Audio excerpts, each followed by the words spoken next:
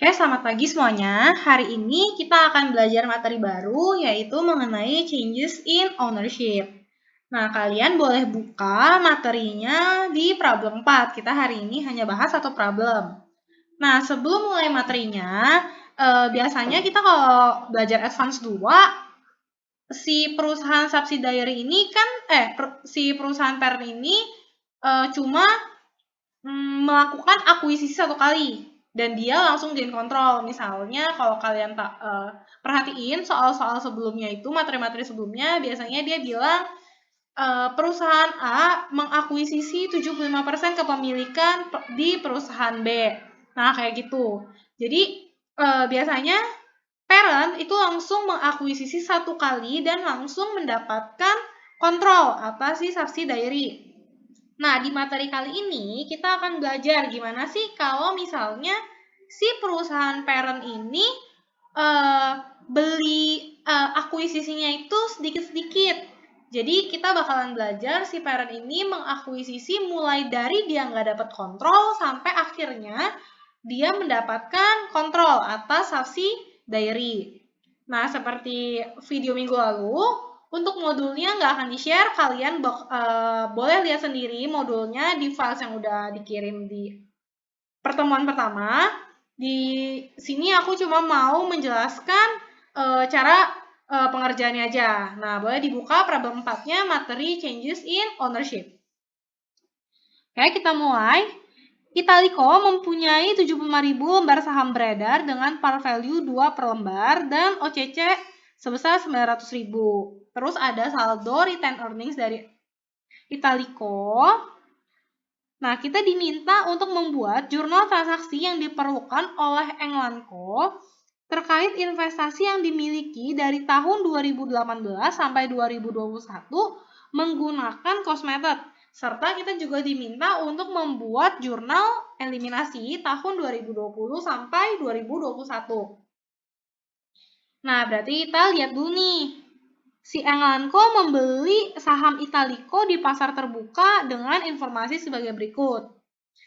Tanggal 1 Januari 2018, Englanco beli 11.250 lembar saham dengan harga 135.000. Berarti di sini kita bisa tulis nih 1 Januari 2018. Si Englanco membeli lembar saham membeli lembar saham milik Italico.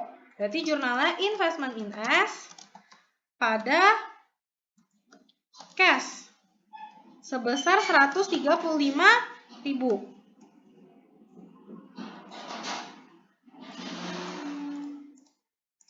Nah, di sini kita bisa cari tahu nih berapa sih kepemilikannya Englanco di Italico per tanggal 1 Januari 2018. Berarti ada ownership-nya, bisa kita cari tahu. 11.250 lembar saham yang dibeli dibagi sama total saham milik si Italico, 75.000. Berarti dia punya kepemilikan 15%. Ingat, kepemilikan 15% berarti dia belum ada gain control. Nah, kita juga mau cari tahu, selain kita cari tahu ownership-nya berapa, kita juga mau cari tahu berapa sih cost per share per tanggal 1 Januari 2018. Jadi kita mau cari cost per share. Caranya, cost-nya ini 135.000 dibagi sama lembar saham yang dibeli 11.250. Berarti harga saham per lembarnya itu 12. Nah, karena belum ada gain control, berarti kita nggak perlu catat pengakuan apapun dan nggak ada jurnal eliminasi yang kita catat. Sekarang kita lanjut lagi nih. Dia bilang dia beli lagi lembar saham di tanggal 1 Januari 2019. Berarti Januari 1, 2019. Nah, dia beli 22.500 lembar saham dengan harga 315.000. Berarti jurnalnya investment in S pada cash sebesar 315.000. Nah, di sini kita juga mau tahu nih, ownership-nya sekarang tuh jadi ownership-nya itu sekarang jadi berapa?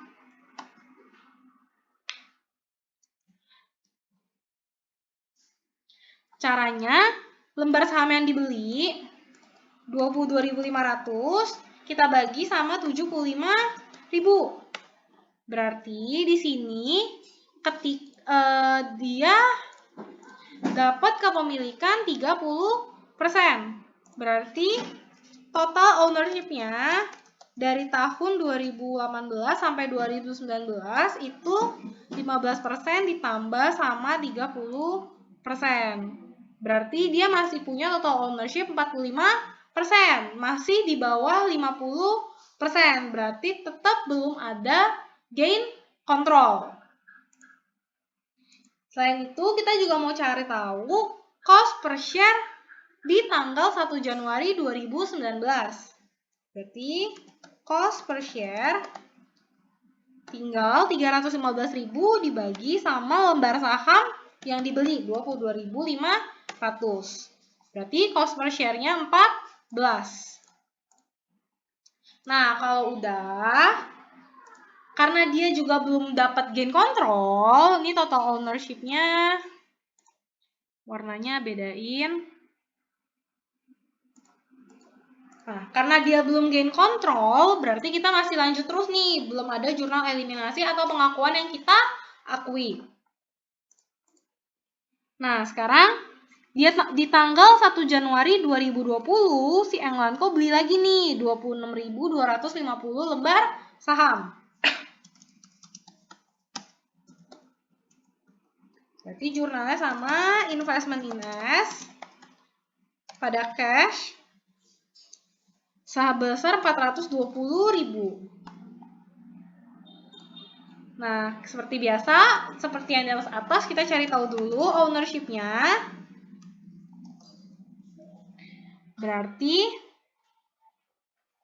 26.250 dibagi 75.000. Berarti dia menambah kepemilikan, Englanco menambah kepemilikan di Italico sebesar 35%. Berarti total ownership-nya sekarang 45% ditambah sama 35%. Berarti sekarang si Englanco ini udah punya kepemilikan 80% di Italico. Berarti udah ada gain control. Kita udah bisa gain control.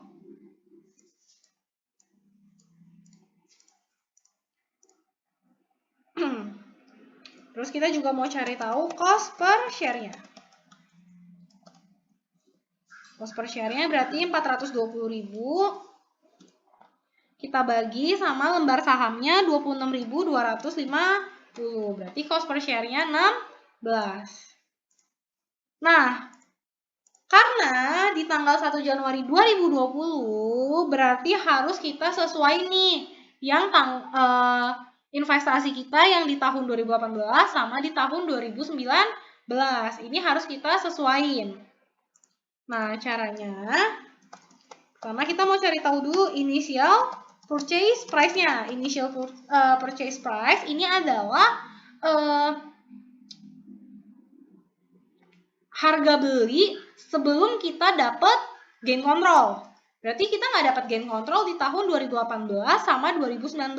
Berarti initial purchase price-nya itu 135.000 ditambah sama 315.000. 450.000. Terus kita juga mau tahu nih berapa sih perubahan RE di tahun 2018 sama 2019.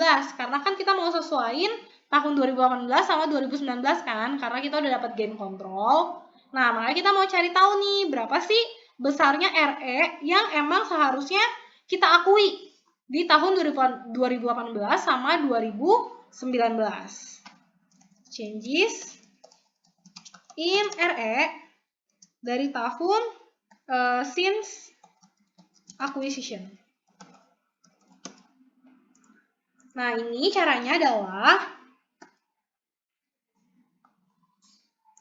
persentase kepemilikan kita di tahun 2018 kita kali sama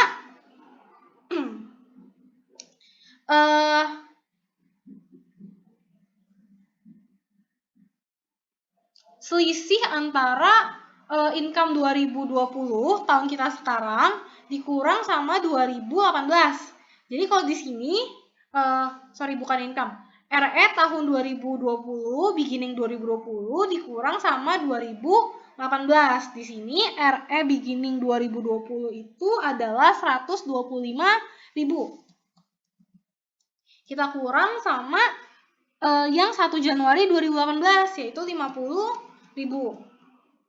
Terus ditambah juga sama ownership kita di tahun 2019 yaitu 30%. Kita kali sama retained earnings dari 2019 ke 2020. Berarti 125.000 dikurang sama 100.000.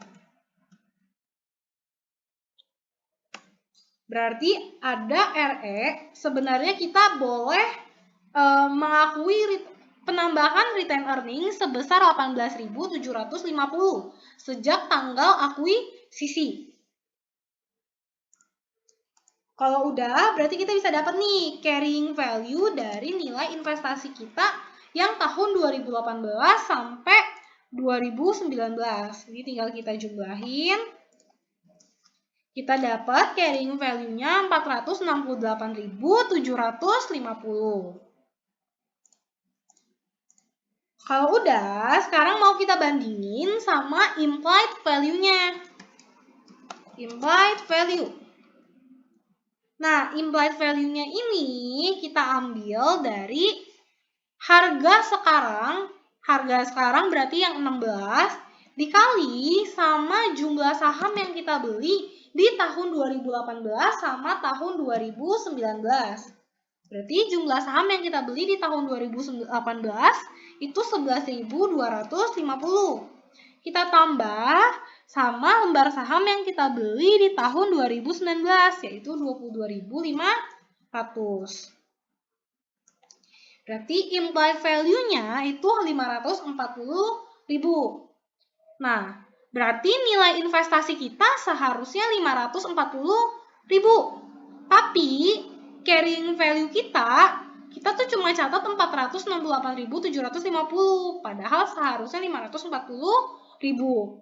Berarti kalau kayak gini kita dapat untung.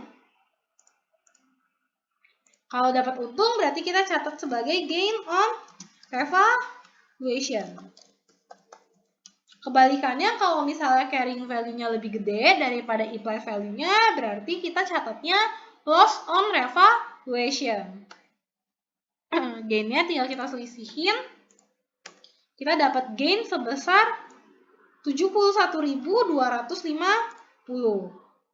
Nah, ini gain-nya kita catat di jurnal, menambah investasi kita, investment in S, pada gain on revaluation.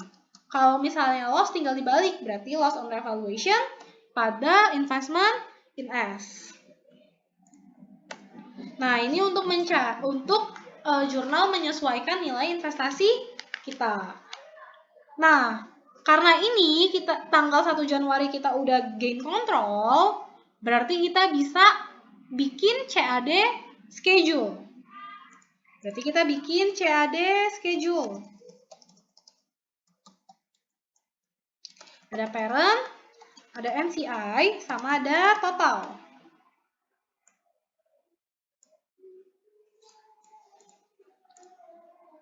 Di sini ada implied value. Nah, implied value-nya ini agak beda. Implied value di sini kita nggak bisa nih langsung masukin yang 420.000 ini. Terus kita langsung bagi sama kepemilikan 80%. Itu nggak bisa. Nah, di sini kalian harus perhatiin harga 420.000 ini yang kita bayar ini tuh untuk 35%. Bukan untuk 80%. Kan kita bayar 420.000 untuk mendapatkan kepemilikan sebesar 35%. Jadi 420.000 ini bukan untuk 80%, tapi untuk 35%.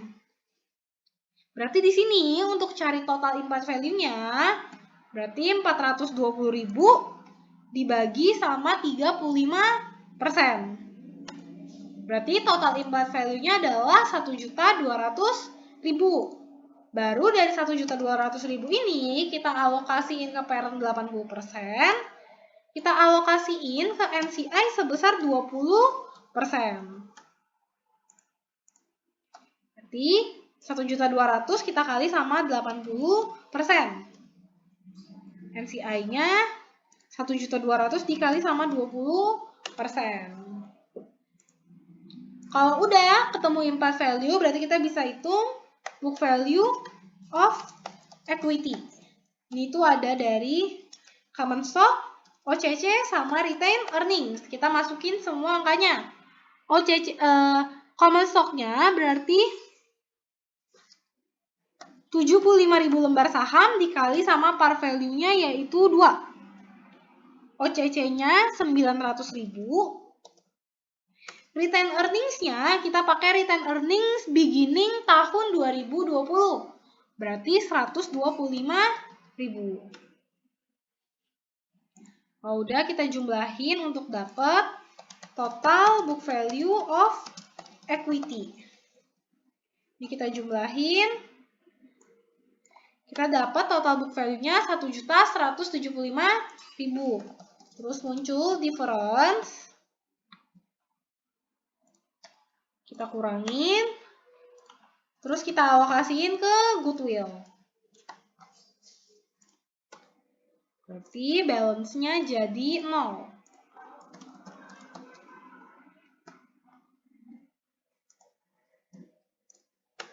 Nah, CAD schedule kita udah selesai. Ingat, karena kita udah gain control, berarti akan ada jurnal eliminasi. Elimination tahun 2020. Ingat di sini kita pakai cost method. Berarti kalau cost method kita nggak ada ngakuin income, tapi kita akan buat jurnal reciprocity. Reciprocity jurnalnya adalah investment in S pada beginning retain earnings parent. Nah, kita bikin di tahun 2020. Kalau reciprocity berarti kita pakainya net income dikurang dividen dikali ownership di tahun sebelumnya.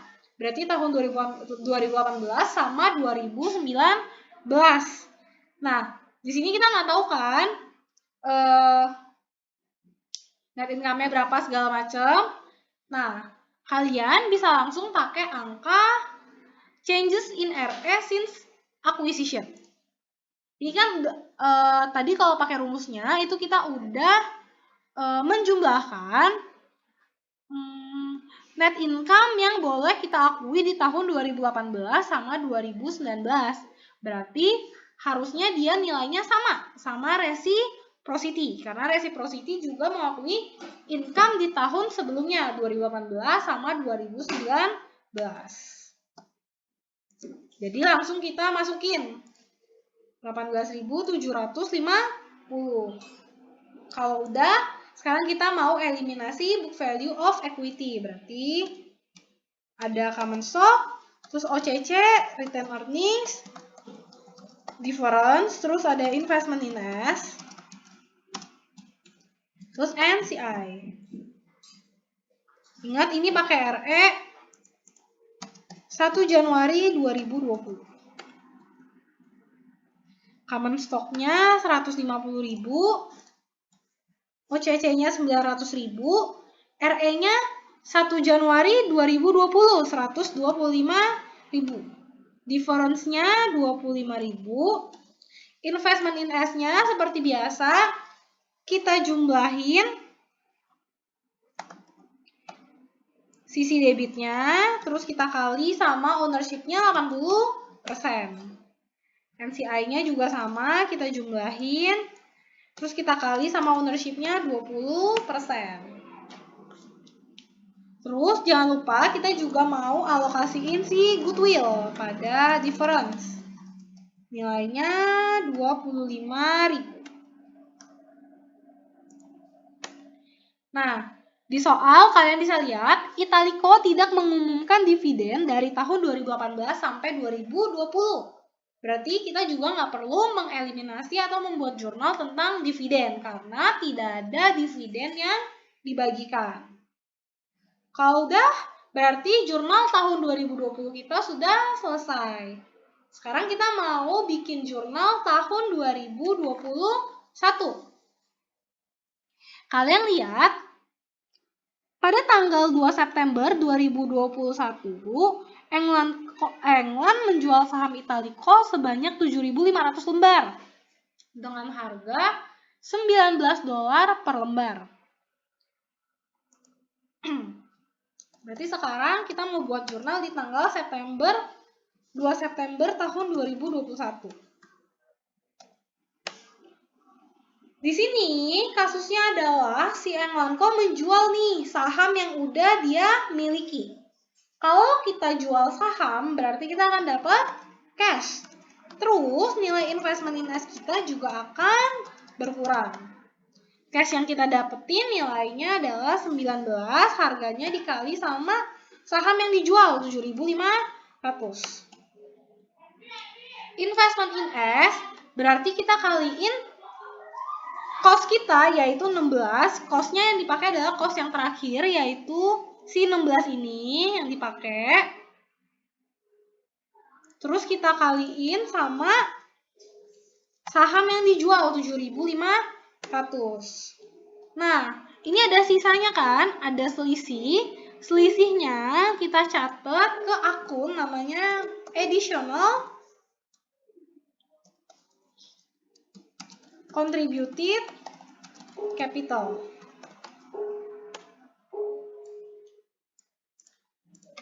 Kita tinggal selisihin. Kita dapat additional contributed capital sebesar 22.500. Tapi karena kita pakai cost method, maka sebenarnya additional contributed capital kita tuh nggak segini. Ini tuh nggak bisa langsung kita catat mentah-mentah additional contributed capital 22.500. Beda kalau pakai equity method. Kalau equity method itu langsung ketahuan additional contributed capital itu berapa. Tapi kalau cost method harus kita cari tahu dulu. Karena ini bukan nilai additional contributed capital yang sebenarnya. Nah, sebelum kita cari tahu nilai additional contributed capital yang sebenarnya, kita hitung dulu nih jumlah saham yang kita jual. Investment sold-nya berarti 7.500 dibagi sama 75.000.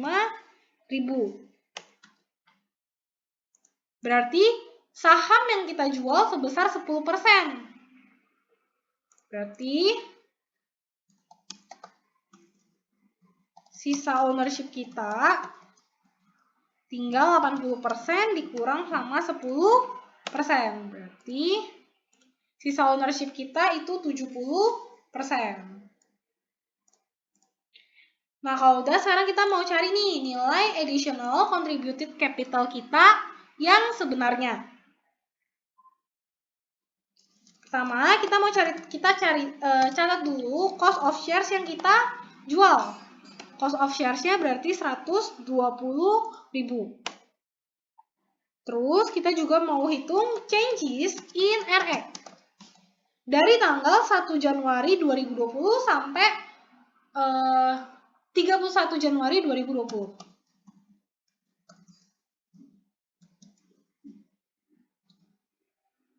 Dari 1 Januari 2020 sampai 31 Desember 2020. Nah, changes in RE berarti yang dipakai adalah persentase yang dijual 10%. Karena kita mau cari tahu kan berapa sih perubahan return earnings dari 10% kepemilikan kita ini. Berarti 10% kita kali sama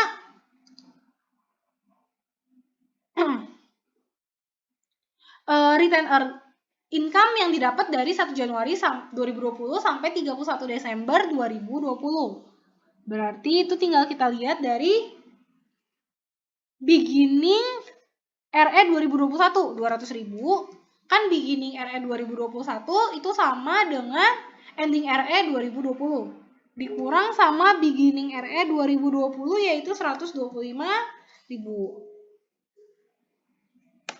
Nah, kita dapat changes in RE kita seharusnya 7.500.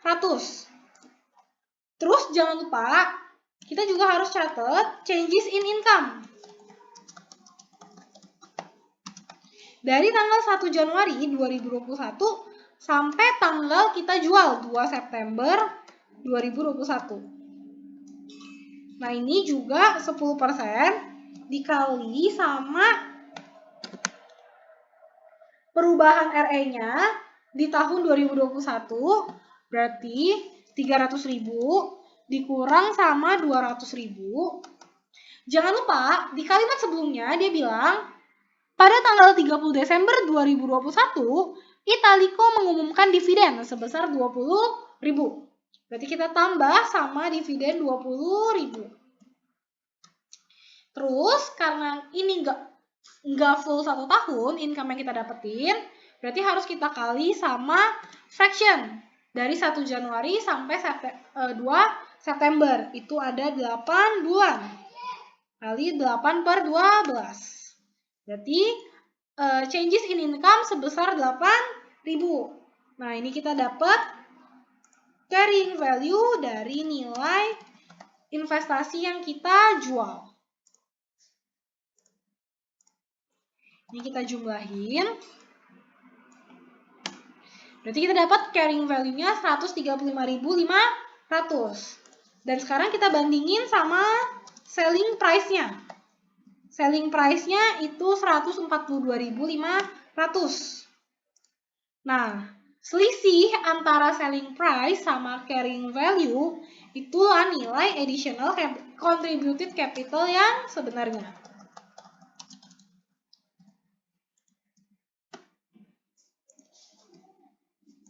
Nah, jadi nilai contributed capital yang sebenarnya itu 7.000. Nah, tapi di sini 22.500. Itu gimana, Ci? Nanti kita akan eliminasi nilai additional contributed capital sehingga in the end dia nilainya adalah 7.000.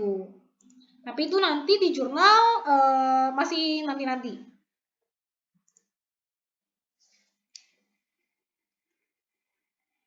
Oke, kalau misalnya kita udah menjurnal ini, jurnal penjualan investasi dan udah cari tahu additional contributed capital-nya, berarti sekarang kita mau bikin jurnal lagi nih, yaitu jurnal dividen. Karena dia bilang pada tanggal 30 Desember 2021 dia si Italico itu bagi dividen 20.000. Berarti ini udah mulai Desember 31 2021.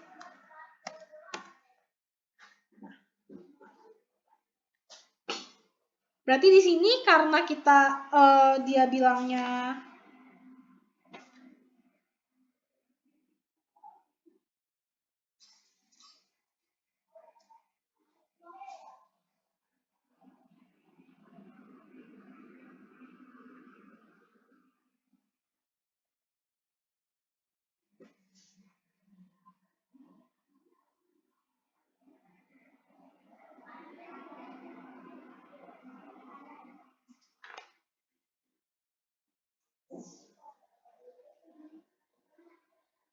kayak kita di sini mau catat jurnal si dividen.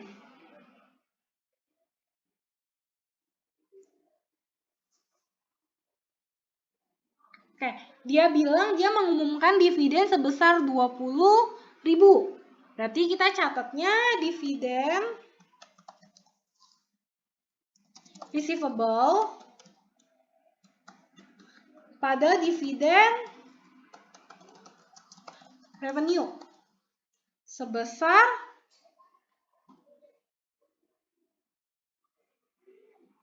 20.000 dikali sama percentage ownership kita yang sekarang yaitu 70%. Berarti dividen receivable kita nilainya 14.000. Nah, di sini kenapa kita catatnya sebagai dividen receivable? Karena di sini dia tulisnya baru mengumumkan dividen, belum dibagiin.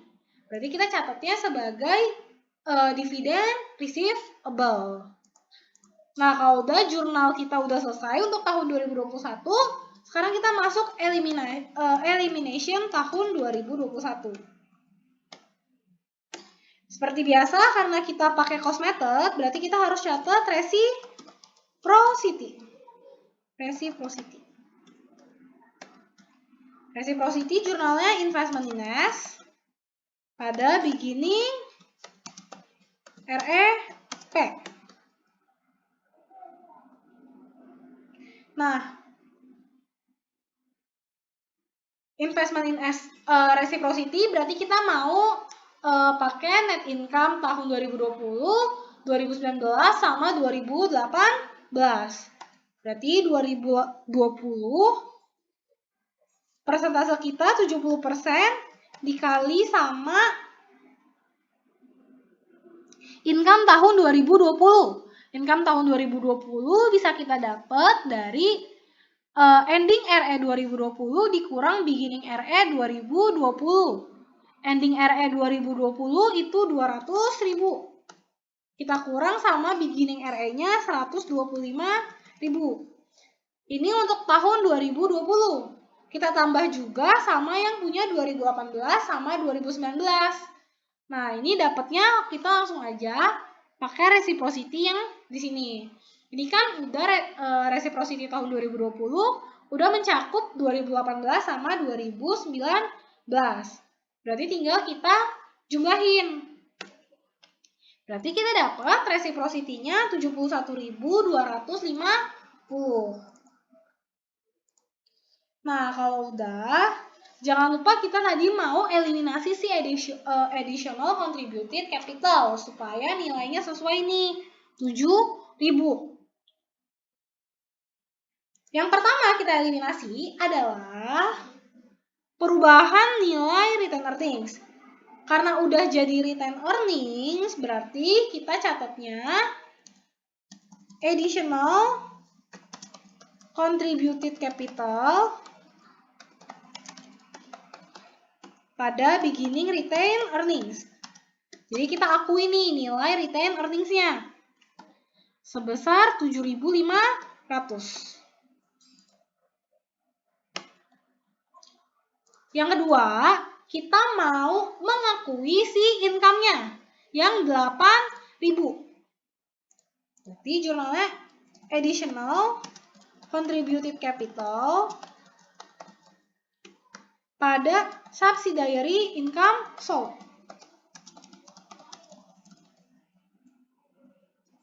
Sebesar 8.000. Nah, ini kalau kalian selisihin 22.500 dikurang sama 7.500 dikurang sama 8.000, hasilnya adalah 7.000. Berarti nilai additional contributed capital-nya sudah sesuai.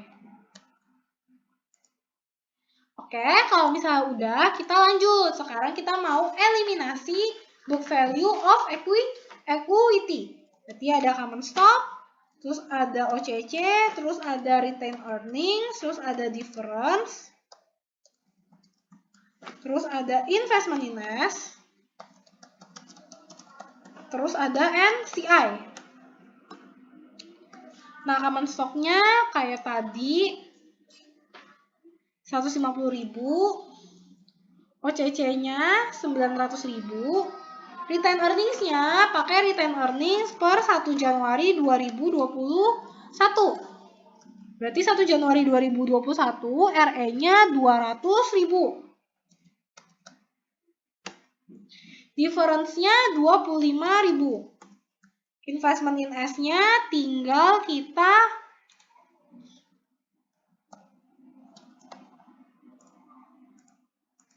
jumlahin sisi debit, terus dikali sama ownership kita yang sekarang 70%. Terus sisanya yang 30% kita kasih lari ke NCI. Kalau udah, jangan lupa kita alokasiin si goodwill. Ada difference nilainya 25.000. Terus jangan lupa kita juga mau eliminasi si dividen. Berarti dividen revenue pada dividen declared sebesar 14.000.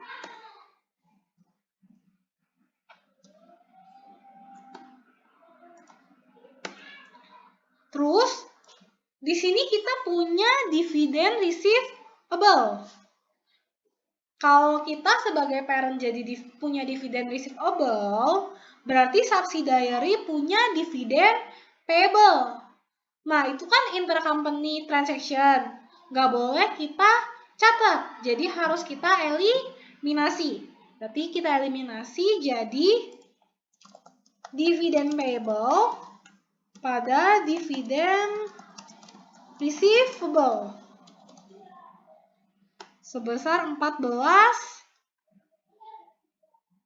Ini lagi ya. Nah, sebesar 14.000. Ini aku kasih notes. Ini intercompany transaction.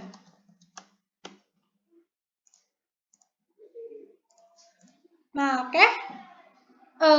Sampai sini untuk pertemuan kita. Jurnal untuk tahun 2021-nya udah selesai.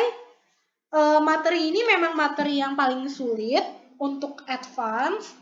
Jadi materi ini sebenarnya dua pertemuan. Jadi minggu depan kita masih ada 1 kali lagi pertemuan untuk membahas materi ini. Materi kita udah selesai. Kalau teman-teman ada pertanyaan, boleh langsung chat pribadi ke aku atau tulis di meeting chat.